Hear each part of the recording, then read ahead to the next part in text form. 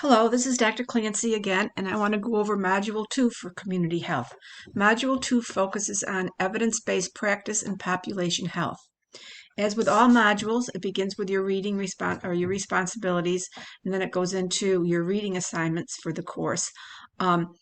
Hopefully by now you've made contact with your practicum sites and you have some clinical hours scheduled.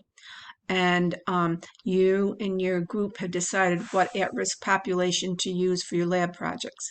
The assignment is going to be questions from each of the chapters.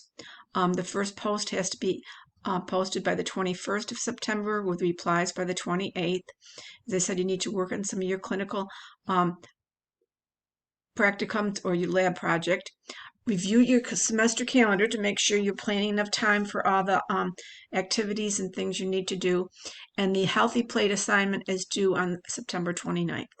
As I said, every course schedule are in every module. Just click on here. It decreases the number of clicks you need to do if you want to look at the schedule. These are the questions at the end of each chapter with supporting PowerPoints per each chapter. Again, keep your replies to about 350 words. If you can use an outside reference, it helps. And remember to use etiquette with each other. There's some more information on infections and communicable diseases in this chapter or in this module. And as with all module, it ends with, I can't get it made big enough, it ends with ask a question, because I'm sure if you have a question, your colleagues have the same question. Remember, I go on my email in the morning and evening, and so if you don't hear from me with 24 hours, please reach out to me again.